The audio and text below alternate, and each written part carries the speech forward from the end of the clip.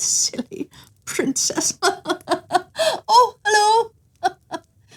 Over the years, I've noticed something interesting. People who tend their own gardens are often the smartest people around. I'm not sure why, but maybe it's because they have lots of quiet time in the fresh air to just think. When you're digging in a garden, it's the perfect time to let your mind wander and imagine all sorts of amazing things you'd never think of if you were, say, chatting on the phone with your best friend Kylie. No offense to Kylie, of course.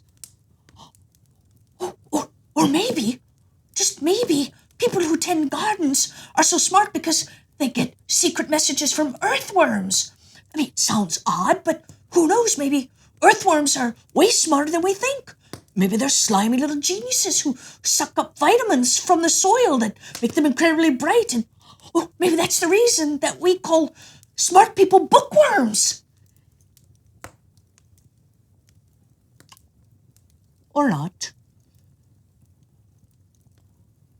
Okay. It was a dumb idea. But there's one thing I know for sure, though. I am very, very excited about reading this next story. It's the grand prize winner of my Be a Famous Writer contest in the 9 to 13-year-old age group. It's all about a man with a small garden and a big problem, and it's written by Isabella Penola, who's 12 years old and from New York. It's called Spattered Mud and Crushed Petals. Mr. Thomas Thereflor looked around his garden. Everything was in place for the Guard in Town competition. Anxiously, Mr. Thereflor had been waiting for the big day when Mr. Gardner would inspect every flower garden in the kingdom.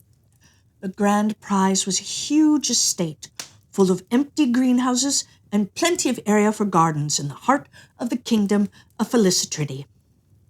Mr. Thereflor could not afford the large, luxurious garden that was his dream. His only chance was to win the competition. But how could this measly little space of flowers compete against the largest estates in Felicity? Well, Mr. Thereflor wasn't quite sure, but he put a lot of hard work into his flower beds. All plants were in neat, tidy rows. Every leaf was in place. Mr. Thereflor felt sure he had done the very best he could, but would his best be enough? The day before the Guard in Town competition had arrived.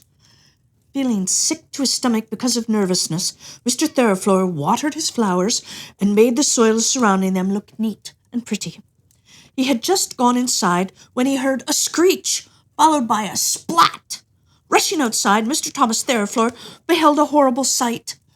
One of the neighborhood boys, Junior Maliatro, had crashed his bicycle into Mr. Thereflor's beautiful, carefully tended, crushed flowers. "I'm so sorry, Mr. T," apologized a scratched and dirty Junior. I just lost control. I'm sorry." Mud and dirt was spattered everywhere. Stems, flowers, and petals were crushed and spread throughout the lawn. And to top it off, his best, most loved, and tenderly cared for prettiest rosebush was squashed underneath Junior's bicycle.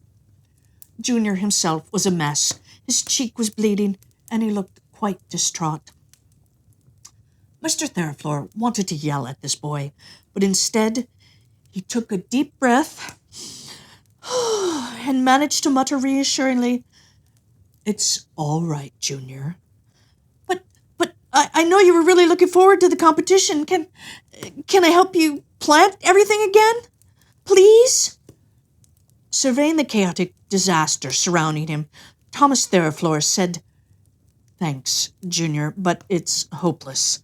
I couldn't even get the fence fixed before tomorrow, let alone clean up the whole yard." He pointed to a cracked wooden fence that had fallen into a puddle of mud. The boy, however, would not give in to Mr. Thereflor's hopelessness. "Well, there must be something I can do. We can't just give up. I thought you really wanted to win." Well, of course he really wanted to win. He did, right? "Of course I do.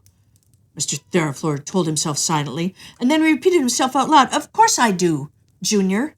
But my garden simply can't be restored in time. Well, no sooner had he said the words than Junior Maliatro got on his knees and began to throw all the broken stems and loose petals into a pile. Never say never, he proclaimed, and with a quick hand he sorted the plants into neat piles. Your garden can be repaired, Mr. T. We just need to set our minds to it. Well, at least he's trying to make things right, Mr. Theraflor thought with a strange satisfaction. I might as well go along with it. So he said, Listen, Junior, I appreciate your will to help. Do you think that you could fix that fence? I'd like to do the planting part myself. Well, of course, Mr. T, responded Junior with a smile, and they worked restlessly for the rest of the day. Mr. Thomas Theraflor went to the nursery and bought some more flowers and bushes and then came home and neatly planted them, smoothing the soil around them with great care.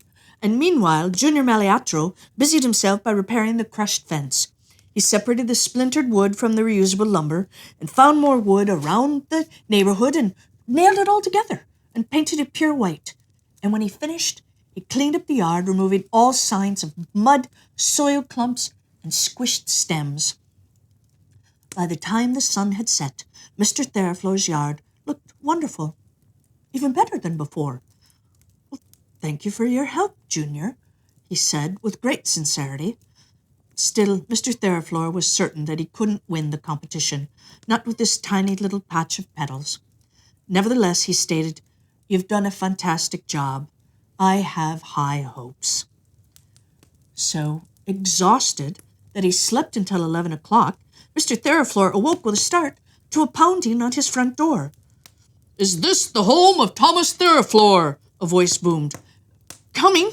Just 1 second, Mr. Theraflor yelled, pulling on some clothes and attempting to comb his hair. Yes, hello, it's me, he said, anxiously after he opened the door. Hello there, a tall, thick-set man said loudly. I'm Guard Near, the judge for the Guard in Town competition. I would just like to tell you that I finished evaluating your garden. Winners will be announced in a week's time. Good luck. Without another word, Guard Near jumped into the elaborate carriage, parked outside the fence, and drove away. Junior visited frequently the next week, popping in every hour or so, asking whether Mr. Theraflor had won or not. Soon the interminable week was up, and the heralds were sent to every village in the kingdom to announce the news. The results were read out in a rather bored voice, which went like so. The winner of the third-place prize, a large number of rose bushes, Mr. Photosynthesy, owner of the Synthesy Estates. In second place, Mr. Thomas Theraflor, owner of number 44 Fluorescent Street, wins a small plantation up by the Capitol. The grand prize winner is Miss Shirley Floriful, owner of Flowerful Gardens. Winners, please step up and claim their prizes. Congratulations. Thrilled, joyous thoughts ran through Mr. Theraflor as he walked up to the carriage to claim his prize. Second place, a small plantation. He heard Junior shouting, I knew it, through the throng of people, and for the first time in a long time, Thomas Theraflor was happy.